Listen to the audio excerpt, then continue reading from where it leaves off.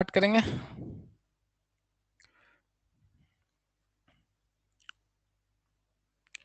उम्मीद है आप लोग सब ज्वाइन हो गए हैं। हम लोग देखेंगे आज जो ये क्लास है वो 3 क्लास है।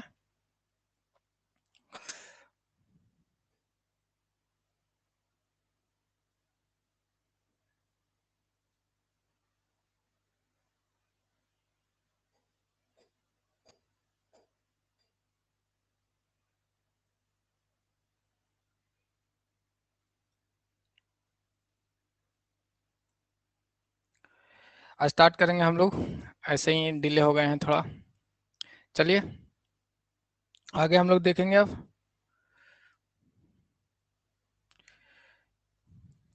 कल की क्लास पे हम लोग अकाउंटिंग प्रथा पे ड्रॉप करके गए थे।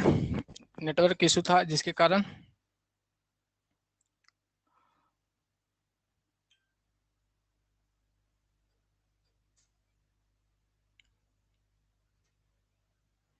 चलिए हम लोग स्टार्ट करेंगे शुरू से।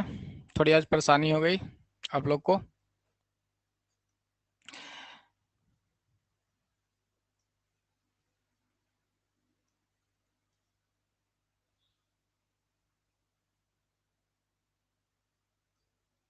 सबसे पहले हम लोग स्टार्ट करेंगे लेखांकन प्रथा। आज ये आपका जो थ्योरी क्लास के रूप में थी वो लास्ट चलेगी। इसके बाद कुछ हम लोग प्रैक्टिकल की क्लासेज कर लेंगे, पार्टनरशिप या शेयर डिवेंचर कर लेंगे। उसके बाद हम लोग नेक्स्ट थ्योरी की क्लास करेंगे। तो सबसे पहले अकाउंटिंग प्रथा को हम लोग देखेंगे। लेखांकन प्रथा, लेखांकन प्रथा को हम लोग इंग्लिश में कहते हैं अकाउंटिंग अकाउंटिंग कन्वेंशन। कन्वेंशन इसे इंग्लिश में हम लोग कहते हैं अकाउंटिंग कन्वेंशन। सबसे पहले आपको है लेखांकन प्रथा। लेखांकन प्रथाएं जो है लेखांकन सिद्धांत की आधारशिलाएं होते हैं। जैसे हम लोग अकाउंटिंग प्रिंसिपल लास्ट वीडियोज में देखे थे, तो आज उसी को हम लोग कंटिन्यू करके देखते हैं कि लेखांकन प्रथा जो है वह आधारशिला है किसका, अकाउंटिंग प्रिंसिपल का। जैसे कि कोई भी बिल्डिंग आपका है, इसकी जो जड़ें होती है, नीचे की जो जड़ें होती हैं वो एक आधारशिला के रूप में काम करती है। तो लेखांकन जो प्रथा हुआ किसका आधारशिला है, अकाउंटिंग प्रिंसिपल का। तो हम लोग जो आधारशिला को देखना जरूरी होता है और इससे अक्सर एग्जाम में क्वेश्चन देखने को आपको मिलेंगे। सबसे पहला है एकरूपता की प्रथा और सेकंड है रूढ़िवादिता की प्रथा। एकरूपता की प्रथा को अंग्रेजी में कहते हैं यूनिफॉर्मिलिटी कन्वेंशन। कन्वेंशन सेकंड आपको है रूढ़िवादिता की प्रथा, कंजर्वेटिज्म कन्वेंशन। कन्वेंशन ये आपको एकरूपता की प्रथा, रूढ़िवादिता की प्रथा, लेखांकन प्रथा में हम लोग देखेंगे ये दो चीजों को। इसके बाद नेक्स्ट जो है एकरूपता की प्रथा क्या है, इसके बारे में हम लोग समझेंगे। एकरूपता की प्रथा आपको कहता है कि जो भी नियम आप स्टार्ट किए हैं वो नियम कंटिन्यू रूप में चलना चाहिए। ये नहीं कि पिछली ईयर कुछ नियम के आधार पे आप अपने व्यवसाय को संचालित किए हैं और इस बार आप अनदर नियम चेंज करेंगे। चलिए हम लोग देख लेते हैं। प्रबंधकों द्वारा अपने व्यापार के संबंध में निश्चित निष्कर्ष निकालने और धारणाएं बनाने के लिए, निश्चित निष्कर्ष और धारणाएं बनाने के लिए आवश्यक है कि व्यापारिक व्यापारिक लेखा करने के लिए प्रत्येक वर्ष समान नियम एवं पद्धति का प्रयोग किया जाए। एकरूपता का सिद्धांत आपको बताता है कि एकरूपता का सिद्धांत ये आपको बताता है कि जो भी आप नियम या पद्धति अप्लाई किए हो वो कंटिन्यू रूप में एक तरह की पद्धति होनी चाहिए, यानी समान नियम एवं पद्धति एवरी ईयर होनी चाहिए। इसके बाद हम लोग देखेंगे एकरूपता की प्रथा जो आपको है अकाउंटिंग कन्वेंशन, इसमें परिणामों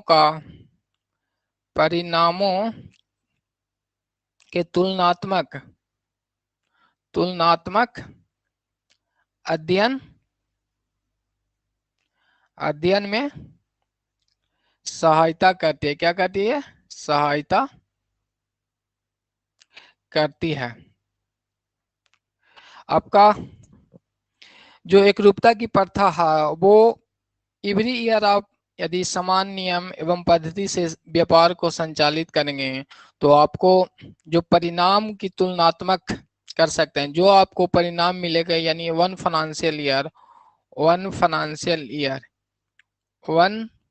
फाइनेंशियल ईयर में जो आपने प्रॉफिट किया है, जो भी एक्टिविटीज किए हैं, उसे हम लोग कंपेयर कर सकते हैं नेक्स्ट ईयर, या जो यस्टरडे का ईयर होगा, लास्ट ईयर बोलिए, लास्ट ईयर जो होगा उससे हम लोग कंपैरिजन करते हैं, ये एकरूपता की प्रथा से।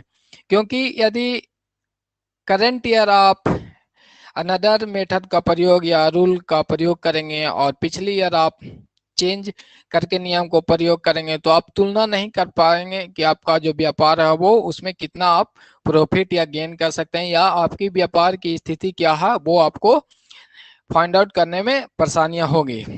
चलिए, एकरूपता की प्रथा को आप लोग नोट डाउन कर लिए होंगे। नेक्स्ट हम लोग चलेंगे, चलिए नोट डाउन कर लिए होंगे तो आगे हम लोग चलेंगे।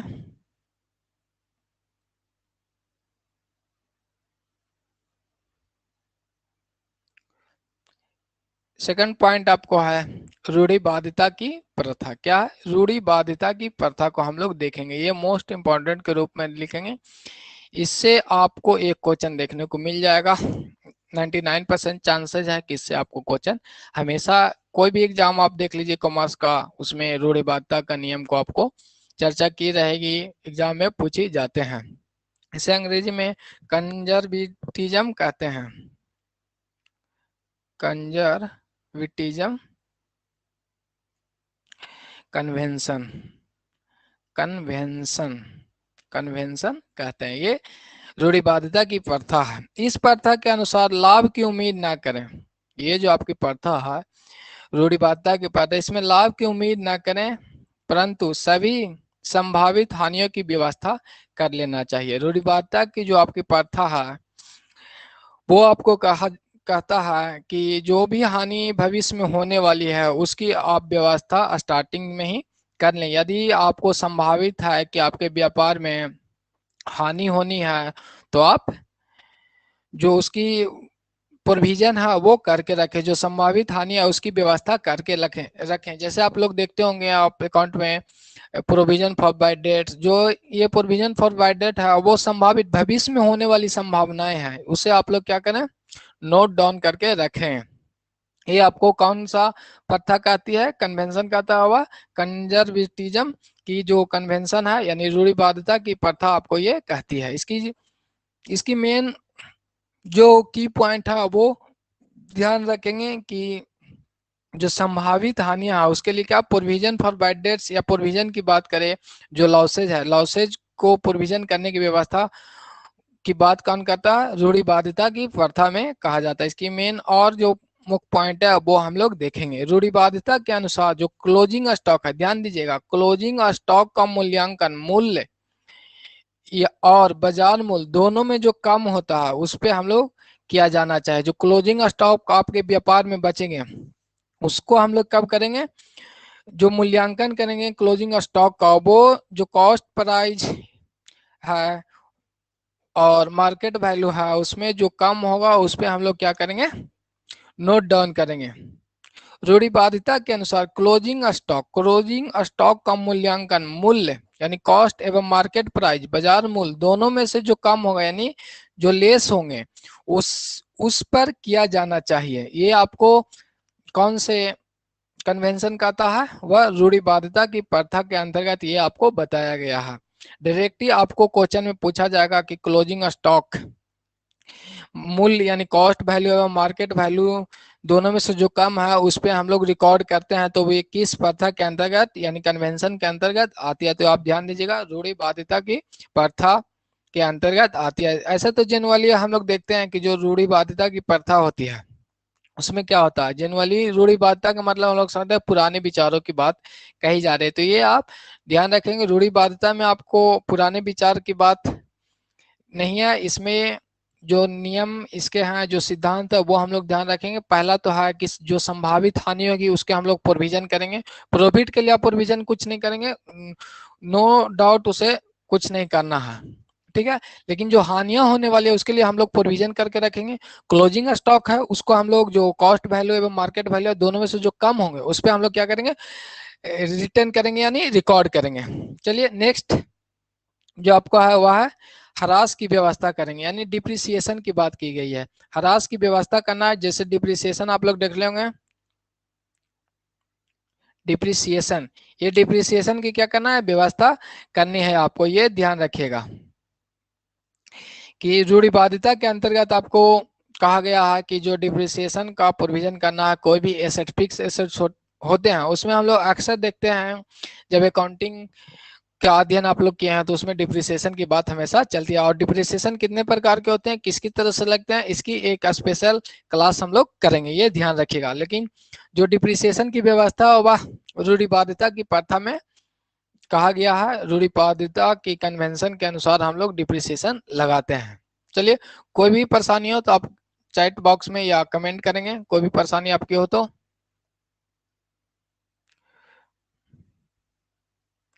एक सेकेंड आप लोग को चैट देख, सर इसको नोट भी करना है क्या, हो गया।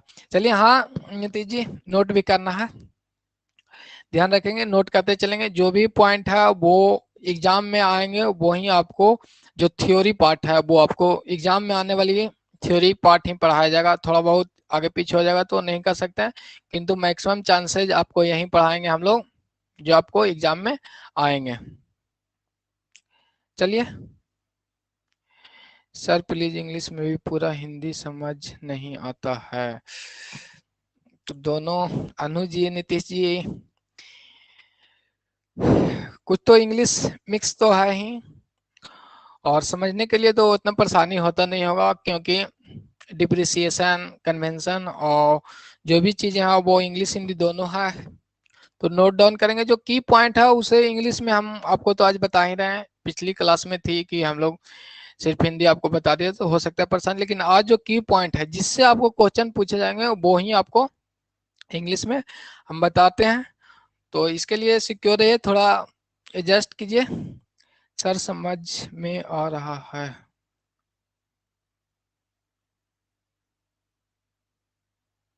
चलिए हम लोग नेक्स्ट आगे चलते हैं।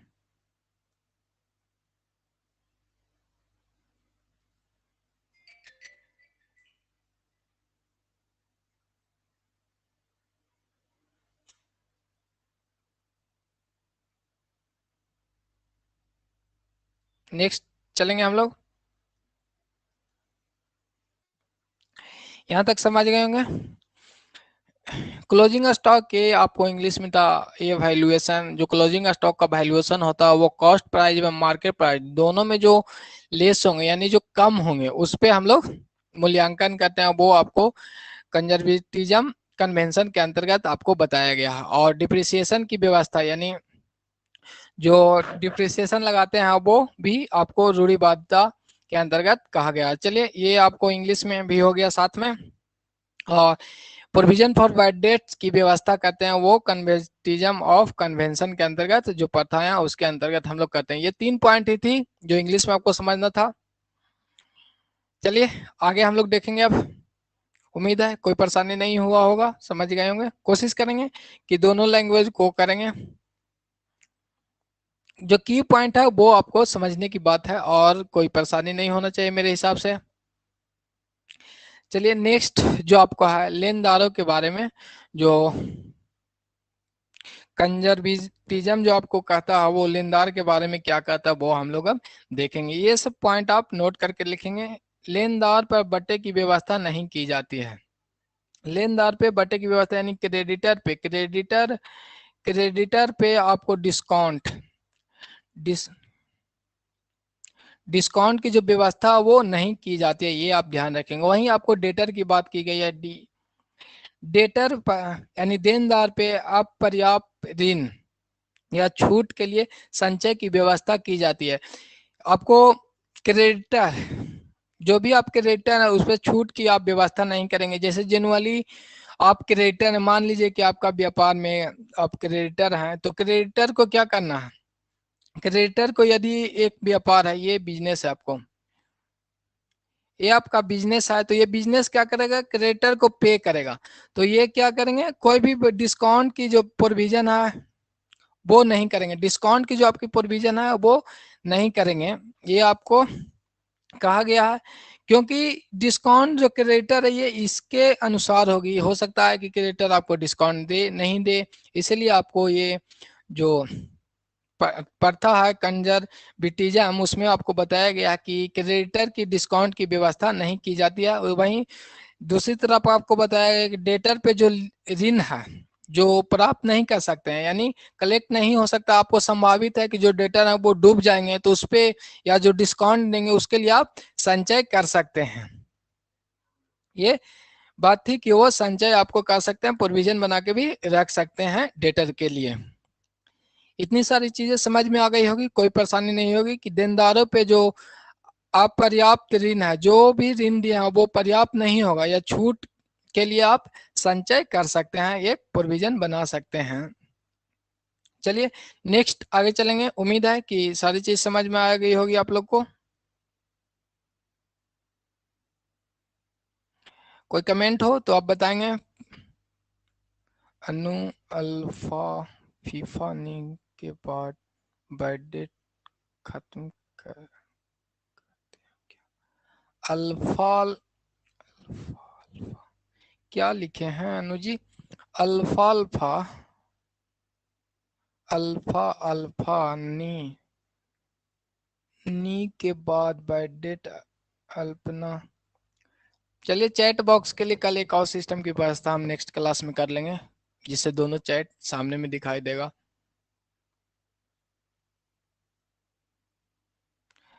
अप्राप्या क्या समझ में नहीं आ रहा आपका क्या कमेंट है अनुजी, एक बार फिर से कमेंट आप करेंगे, आपकी कमेंट समझ में नहीं आ रही है।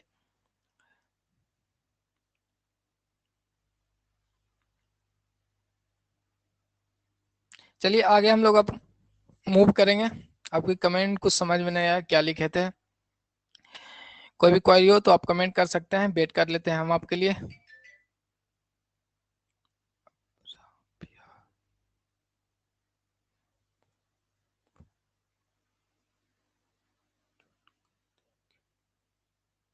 ओके कंटिन्यू, चलिए देखते हैं आगे हम लोग।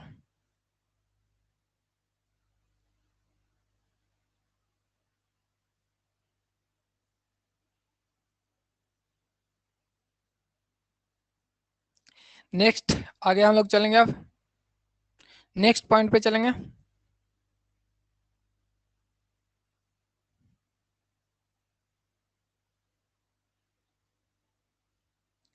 नेक्स्ट पॉइंट देखेंगे आपको, इसके बाद हम लोग जो अकाउंटिंग प्रथा के बारे में पढ़ेंगे, क्या अकाउंटिंग स्टैंडर्ड के बारे में देखेंगे। ये कुछ कुछ क्वेश्चन कभी कभी देखने को मिले हैं अकाउंटिंग स्टैंडर्ड से। अकाउंटिंग स्टैंडर्ड को हम लोग देख लेते हैं पहले। अकाउंटिंग स्टैंडर्ड क्या है, अकाउंटिंग स्टैंडर्ड को हम लोग नोट डाउन करेंगे, यानी भारत में लेखांकन मानक के बारे में हम लोग अब चर्चा करेंगे।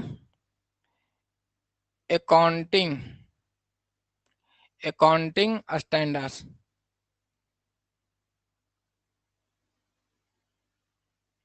अकाउंटिंग स्टैंडर्ड्स डीएस होगा, एक second. Accounting standards, accounting standards in India. जो अकाउंटिंग स्टैंडर्ड है उससे आपको अक्सर क्वेश्चन देखने को तो नहीं मिलते हैं, लेकिन कभी कभी क्वेश्चन देखने को आ जाते हैं। अकाउंटिंग स्टैंडर्ड जो है वो हम लोग याद करके रखेंगे और आपको बताएंगे कि कौन कौन से अकाउंटिंग स्टैंडर्ड है जो इम्पोर्टेंट है, उसको हम लोग कवर करेंगे। सबसे पहले हम लोग देख लेते हैं अकाउंटिंग स्टैंडर्ड के बारे में। हम लोग पहले देखेंगे भारत में जो है लेखांकन मानक है, और ये लेखांकन मानक आपको चार्टेड अकाउंटेंट जो इंडियन इंस्टीट्यूट ऑफ भारतीय जो चार्टर्ड लेखांकन है, इंडियन अकाउंटिंग स्टैंडर्ड के अंतर्गत से हम लोग करते हैं। चलिए पहले सबसे पहले हम लिख लेंगे लेखांकन मानक। एक सेकेंड, चलिए लिखते हैं। लेखांकन, लेखांकन मानक, अकाउंटिंग स्टैंडर्ड को हिंदी में कहेंगे लेखांकन मानक, जो है वह आर्थिक आर्थिक आ- आर्थिक व्यवहारों, आर्थिक व्यवहारों का सुव्यवस्थित, क्या है, सुव्यवस्थित, सुव्यवस्थित, सुव्यवस्थित लेखांकन है, क्या है, लेखांकन करने में सहायता प्रदान करता है, सहायता प्रदान करता है। यहाँ पे आप देखेंगे कि जो अकाउंटिंग स्टैंडर्ड है वो आर्थिक व्यवहार, आर्थिक जो आपकी व्यवहार है उसको सुव्यवस्थित यानी सुनियोजित, एक तरह से सिस्टमेटिक वे में लेखांकन में रिकॉर्ड करने में आपको हेल्पफुल होता है।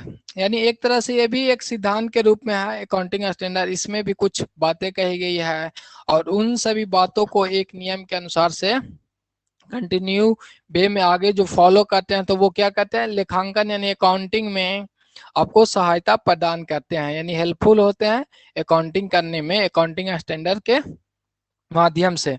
चलिए सबसे पहले हम लोग देखेंगे भारत में जो लेखांकन मानक कौन जारी करते हैं वो हम लोग देखेंगे। अक्सर इस तरह के क्वेश्चन आपको देखने को मिलते हैं कि भारत में लेखांकन यानी अकाउंटिंग स्टैंडर्ड कौन जारी करते हैं, वो आपको बताना होता है। तो इसे नोट कीजिएगा। अकाउंट भारत में, भारत में लेखांकन मानक भारतीय भारतीय चार्टर्ड लेखाकार संस्थान करते हैं। नोट करेंगे, Indian accounting standards, stand STNDARDS accounting standards जो है वो आपको इंडिया में जो है वो अकाउंटिंग स्टैंडर्ड कौन जारी करते हैं, इंडियन अकाउंटिंग स्टैंडर्ड्स के द्वारा जारी की जाती है। संस्थाएं हैं भारतीय मानक, भारतीय चार्टर लेखांकन संस्थाएं, स्टैंडर्ड इंस्टीट्यूट लिखेंगे, इंस्टीट्यूशन, ये आपको जारी करते हैं। तो ये नोट करके रखेंगे, जब ऑब्जेक्टिव सेशन होगा उसमें आपको देखने को मिलेगा कि जो हमारे जो प्रदेश हैं उसमें तो कम क्वेश्चन, एक ही बार एग्जाम हुआ है तो आपको क्वेश्चन तो एक ही बार मिलेगा। अदर स्टेट का हम लोग जब देखेंगे उसमें देखेंगे कि ये क्वेश्चन आपको बार बार पूछे जाते हैं। जितनी भी अभी हम लोग क्लास किए हैं उससे आपको पता चलेगा कि जब बेसिक क्लास MCQ हम लोग स्टार्ट करेंगे कुछ दिन में, जैसे थोड़ा बहुत हम लोग पढ़ लेते हैं उसके बाद क्वेश्चन सेशन स्टार्ट करेंगे तो आपको लगेगा कि हाँ किस तरह से पढ़ाई हो रही है, प्रॉपर है या नहीं है, ये आपको जो डाउट है वो क्लियर हो जाएगा। तो इसे नोट करेंगे कि भारत में लेखांकन मानक जो है वो भारतीय चार्टर लेखांकन संस्था द्वारा जारी की जाती है। किसके द्वारा जारी की जाती है, ये जारी करते हैं, ये जारी करने वाली संस्थाएं हैं भारतीय चार्टर लेखांकन संस्थाएं। नेक्स्ट पॉइंट पे हम लोग देखेंगे, नेक्स्ट पॉइंट लिखेंगे, जो भारतीय लेखांकन मानक परिषद की स्थापना कब हुई। आप लिखेंगे यहाँ पे भारतीय भारतीय लेखांकन लेखांकन भारतीय लेखांकन मानक परिषद की स्थापना, एस्टेब्लिशन ऑफ इंडियन स्टैंडर्ड्स, चलिए कि स्थापना कब हुई है वो आप नोट करेंगे। 1977 1997 में इसकी स्थापना हुई थी। भारतीय लेखांकन मानक परिषद की स्थापना कब हुई थी? 1997 में आपकी स्थापना हुई थी। ये नोट डाउन करेंगे। और साथ में नेक्स्ट पॉइंट भी नोट करेंगे हम लोग, ये जो लेखांकन प्रणाली के जनक किसे कहा जाता है। बेसिक चीजें देखिए अभी तक छूट गई थी कि लेखांकन जो प्रणाली के जनक किसे कहा जाता है। ये तो क्वेश्चन एक मान लीजिए कि आएगा ही, मैक्सिमम चांसेस बन जाते हैं कि बेसिक चीज होते हैं, ये इकोनॉमिक्स के पिता, ये लेखांकन की प्रणाली के पिता, इन सारी चीजों से एक क्वेश्चन आपको देखने को मिल जाएंगे, तो नोट करेंगे। आधुनिक लेखांकन प्रणाली के, आधुनिक लेखांकन प्रणाली के जनक किसे माना जाता है, किसे कहते हैं, भी कह सकते हैं किसे कहते हैं। तो आप बताएंगे कि आधुनिक लेखांकन प्रणाली के जनक किसे कहते हैं। लिखिएगा आंसर में Lucas, Lucas Pacioli, Lucas Pacioli को जनक कहा जाता है। आधुनिक जो लेखांकन है, मॉडर्न अकाउंटिंग सिस्टम के जनक किसे कहा जाता है। मॉडर्न अकाउंटिंग सिस्टम के जनक आपको लुकास पैसियोली को कहा जाता है। चलिए लुकास पैसियोली को इंग्लिश में लुकास पैसियोली ही कहेंगे। तो ध्यान दीजिएगा कि मॉडर्न अकाउंटिंग प्रणाली के जनक कौन है, लुकास पैसियोली है। नेक्स्ट हम लोग देखेंगे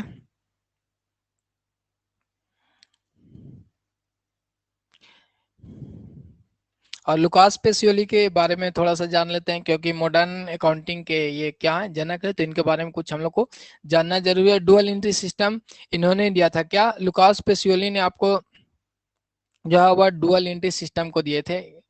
dual entry system, dual entry system, एक second, dual entry system, dual entry system को लुकास पेसियोली ने दिए थे। इन्होंने जो दिए थे वो अपनी पुस्तक 1494 ईस्वी में, कब, 1494 ईस्वी में इटली शहर में ये अपनी पुस्तक को लॉन्च किए थे। वह पुस्तक का नाम था डी कंप्यूटिसिट, कंप्यूटिसिट, नाम देखिए थोड़ा यूनिक है, डी कंप्यूटिसिट, सिट स्क्रिप्चरिस, ये इनका बुक का नाम था। इसमें इन्होंने डुअल एंट्री सिस्टम को दिया था 1494 ईस्वी में। तो डुअल एंट्री सिस्टम के बारे में पूछ सकता है, क्योंकि जनरली डुअल एंट्री सिस्टम आपको अध्ययन करने के रहता है। तो डुअल एंट्री सिस्टम को किसने दिया था ये भी पूछेगा, तो आप बताएंगे Lucas Pacioli. Lucas Pacioli dual entry system के कारण इन्हें आधुनिक लेखांकन प्रणाली के जनक भी माने जाते हैं। चलिए उम्मीद है कि आप लोग इसे नोट डाउन कर लिए होंगे। कोई डाउट हो तो बताएंगे। अपर्याप्त ऋण, अपर्याप्त ऋण, चलिए पहले आप लोग नोट कर लिए होंगे।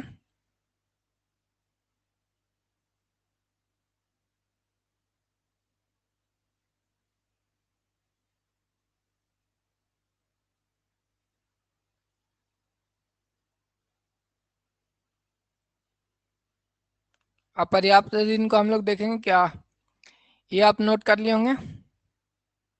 आप में थोड़ा सा परेशानी हो रही है, चलिए इसे नोट कर लिए होंगे आप लोग।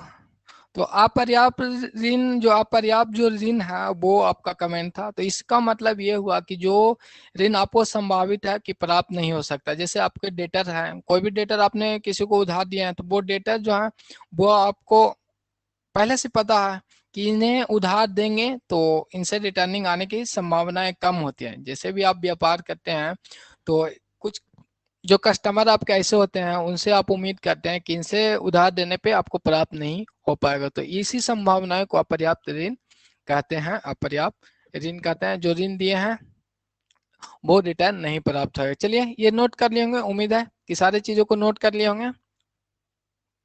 इसमें एक पॉइंट और हम लोग अभी, चलिए इसे नोट कर लिए होंगे, आगे कंटिन्यू करेंगे हम लोग अब। नेक्स्ट जो है आपको चार्टेड अकाउंटेंट अधिनियम पारित कब हुआ था वो बताना है। 1949 में चार्टर्ड अकाउंटेंट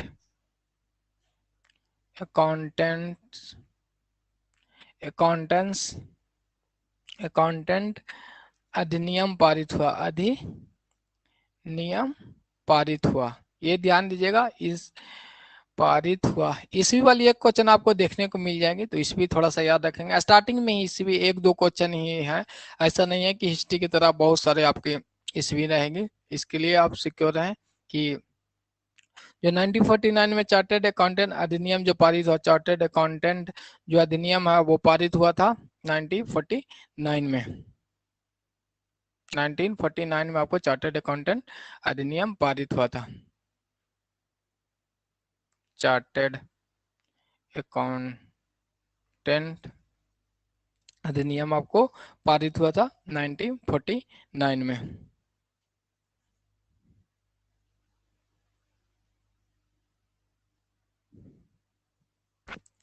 एक्ट कहिए, अधिनियम को आप लोग धाराएं भी कह सकते हैं, एक्ट भी कह सकते हैं, constitution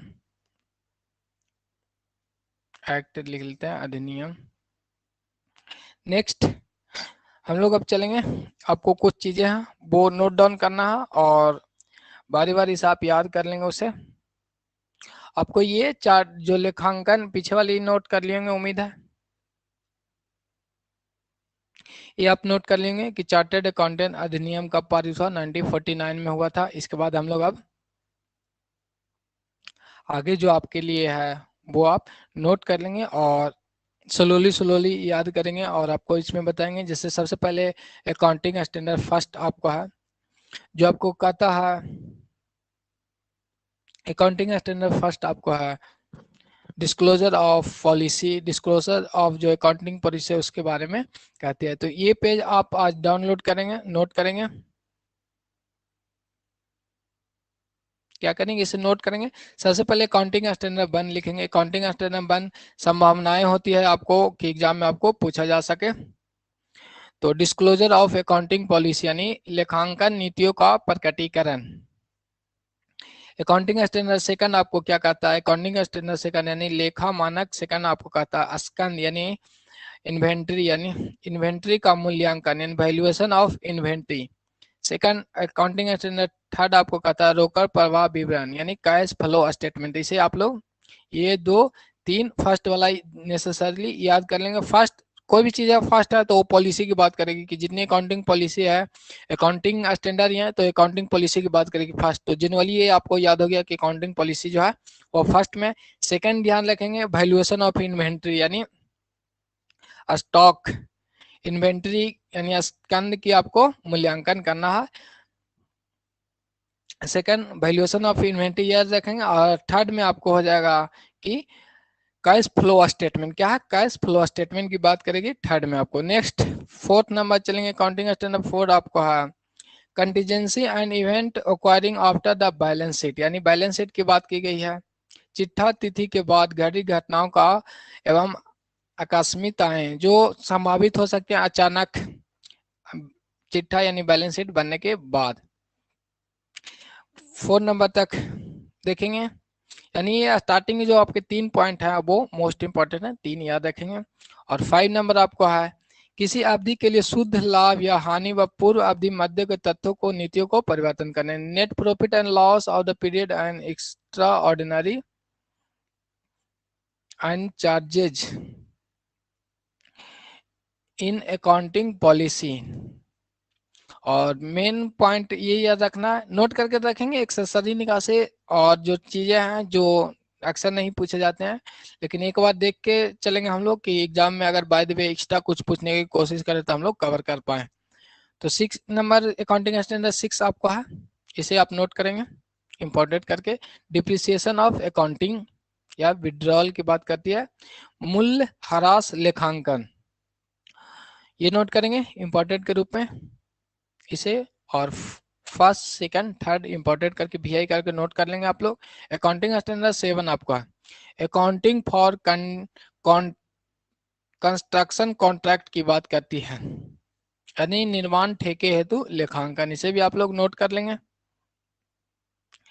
accounting standard 7, accounting standard 7 आप लोग देखेंगे। अकाउंटिंग स्टैंडर्ड 8 भी देखेंगे, जो आपको नोट करने की बात है यहाँ पे 6, 7 और 1, 2, 3 मैक्सिमम चांसेस है कि इसी से आपको अक्सर क्वेश्चन देखने को मिलते हैं। शोध अकाउंटिंग स्टैंडर्ड 8 आपको कहते हैं शोध एवं विकास हेतु लेखांकन की बात की गई है। अकाउंटिंग स्टैंडर्ड 9 भी आप लोग नोट कर लेंगे। आगम मान्यता यानी रिवेन्यू रिकॉग्नाइजेशन की बात की गई है अकाउंटिंग स्टैंडर्ड 9 में। अकाउंटिंग स्टैंडर्ड 10 आपका है कि अकाउंटिंग फॉर फिक्स एसेट, अस्थाई संपत्ति हेतु लेखांकन क्या है, इसे भी नोट कर लेंगे, अस्थाई संपत्ति हेतु। इसके बाद नेक्स्ट आपको है, नेक्स्ट है accounting standard 11 accounting for the effect of changes in foreign exchange rate. और आपको नेक्स्ट अकाउंटिंग स्टैंडर्ड 2 है अकाउंटिंग फॉर गवर्नमेंट ग्रांट।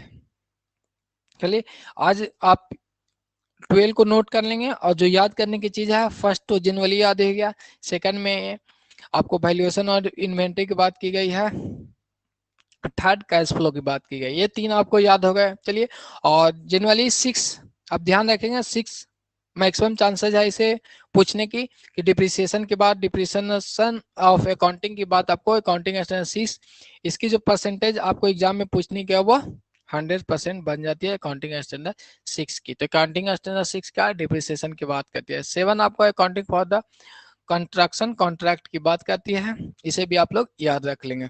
तो फर्स्ट सेकंड थर्ड जनरली याद हो गया, अकाउंटिंग पॉलिसी की बात फर्स्ट में की गई, सेकंड में आपको वैल्यूएशन ऑफ इन्वेंटरी की बात की गई, और थर्ड में आपको कैश फ्लो स्टेटमेंट की बात की गई। और मेन इसके बाद जो याद करने वाली चीज है अकाउंटिंग स्टैंडर्ड 6 याद करने की चीजें हैं, इसमें डिप्रिसिएशन की बात की गई है। इसके बाद नेक्स्ट आपको ध्यान में रख लेना है अकाउंटिंग स्टैंडर्ड 7 को accounting for contract construction contract की बात करती है। उसके बाद 9 याद रख लेंगे आप लोग रिवेन्यू रिकॉग्नाइजेशन, और 10 आपको याद रख लेना है कि अकाउंटिंग फॉर फिक्स एसेट्स। ये आपको याद करने की 3, 4, 5 यानी 7 यानी 12 में से आपको मेनली 7 याद कर लेना है। इससे संभावित है कि क्वेश्चन आएंगे, लेकिन मैक्सिमम संभावित अकाउंटिंग स्टैंडर्ड 6 अक्सर देखने को आपको मिलते हैं एग्जाम में। तो अकाउंटिंग स्टैंडर्ड 6 क्या करता है depreciation of accounting policy, depreciation of accounting की बात करती है। चलिए आप लोग नोट कर लिए होंगे। चलिए हम कमेंट अब आपको देख लेते हैं। इसका PDF मिलेगा ना, अकाउंटिंग स्टैंडर्ड पूरा नोट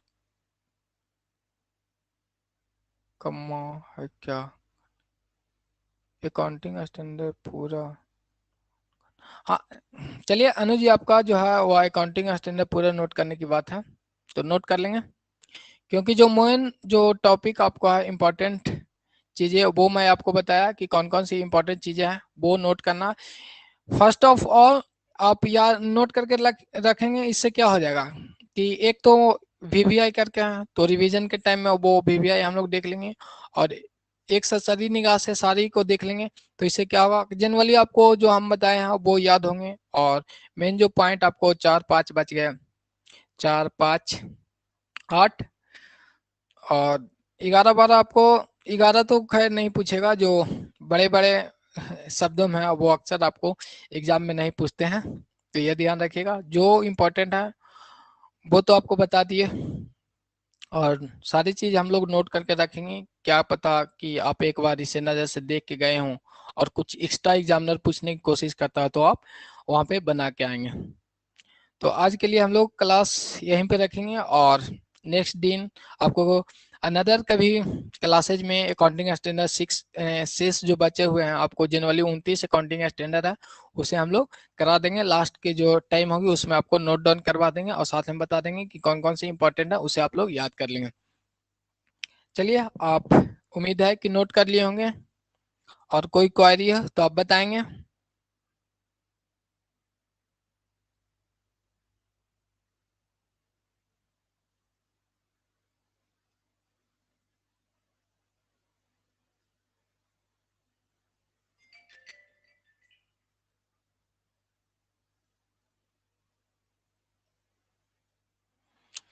चलिए, नोट कर लेंगे। इसे पीडीएफ की बात है तो पीडीएफ मिल जाएगा, लेकिन अभी स्टार्टिंग में आप लोग को नहीं देंगे, क्योंकि इसे नोट करके रखना है। अपना नोट्स बनाना है। पीडीएफ का मतलब एक बुक की तरह हो गया। जो मेरा पीडीएफ है उससे आपको कोई बेनिफिट होने वाला नहीं है। जब आप, एक तो हम यहाँ पढ़ाएंगे तो फर्स्ट टाइम हो गया, आप लिखते हैं तो सेकंड टाइम हो गया, और रिवीजन करेंगे तो थर्ड टाइम हो गया।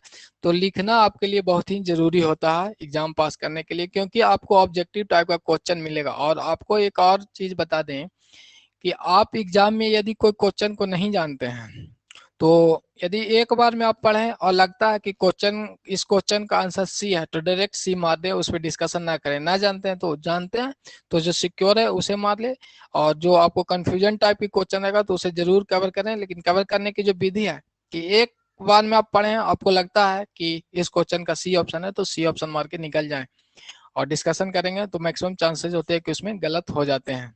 ये सारी चीजें हैं। और आपकी क्लास अब हम लोग समाप्त करेंगे। उम्मीद है कि आप इसे नोट डाउन कर लिए होंगे। नोट डाउन कर लिए होंगे। चलिए, हम लोग चैट सेक्शन आपका फिर से देख लेंगे। सर चैट का सर चैट का ट्रिक थोड़ा चेंज करने के करें ताकि आपको तुरंत दिखाई दे। अनदर सिस्टम में करेंगे। आज जो मोबाइल फोन है उसमें इस ऐप से जो चैट वो नहीं दिखा पाता है, इसलिए परेशानी है। तो इसके लिए थोड़ा सा सॉरी बोलेंगे आपको। अनदर सिस्टम में हम चेक करेंगे कि आपका चैट हम तुरंत देख पाए, और उम्मीद है कि आपकी कोई परेशानी नहीं होगी आज की।